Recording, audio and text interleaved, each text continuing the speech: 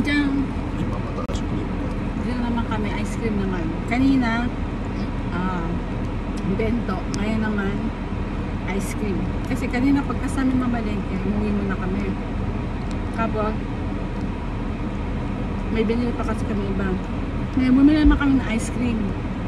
Kaya ito, dito naman kami ulit sa sasakyan. Ice cream mukbang.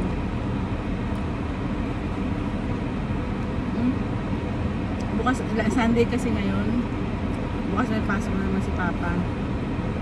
Kapag ganitong Sunday, tambay-tambay na kami kung saan-saan. Tapos pag walang pera, dito kami sa sasakyan kumakain. May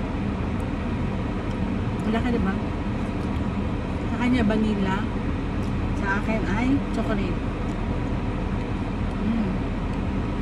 Init eh, ang init sa labas. Ay.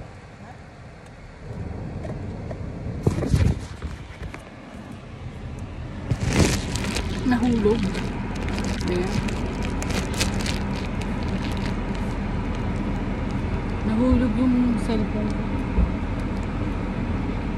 Ayan, mga ice cream.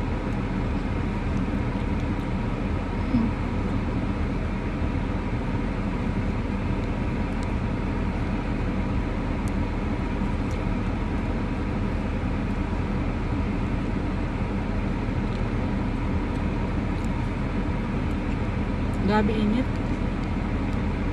Kaya pag maganto, sarap kumain na ice cream. Kaya ko ubusin to.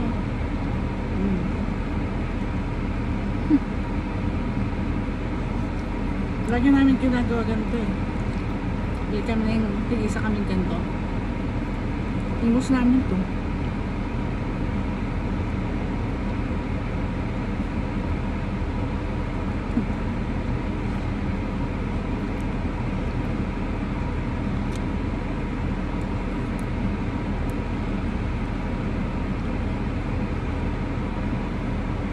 Sabi ka? Masarap yung ano eh.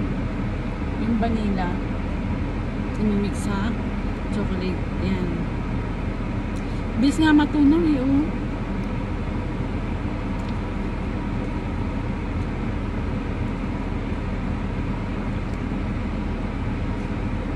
Ice cream bang.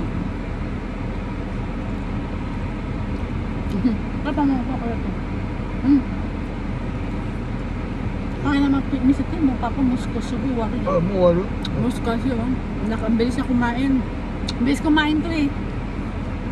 Kahit mapa ice cream, mapa kanin. Bilis parang laging hinahabol. Magpagkira dyan.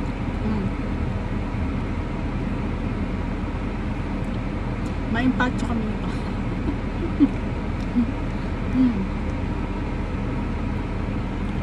Kaya namin umubos na yung ano, ito isang ganito.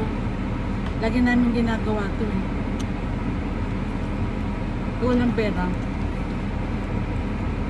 Ito kami. Bibili lang kami sa supermarket ng ice cream o kaya bento. Tapos yan. Oh, malalaglag na naman. Malalaglag na naman. Eh, nais ko kasi parang malalaglag na kanina.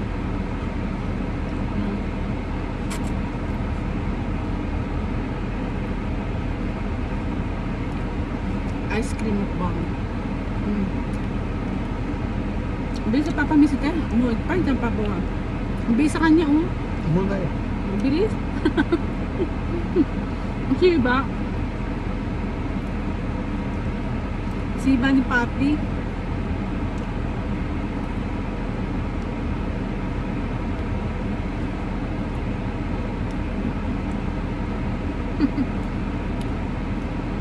Ayun yung umugas ng ganito.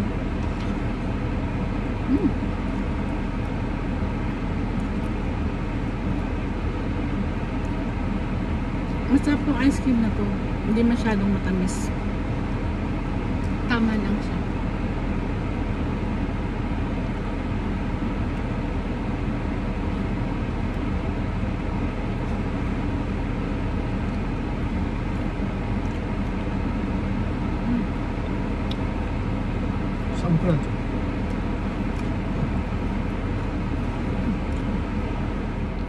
Nilamig na kami. Kaninang init. Nilalamig na daw siya. 外は今30、Mm. 33、34ぐらいある。 Sa labas, ano kasi 35. 35 grado. Kaya yung ice cream, bilis matunaw. Ubus na kanya, oh. Mamisite pa bang? 終わり。 Ang bilis ng siba. Kaya mo, papi. Kanina rin naunahan niya ako. Ngayon, nauna na naman ulit siya. Ngayon na po. Yan. Tapos na mukbang ni Papa.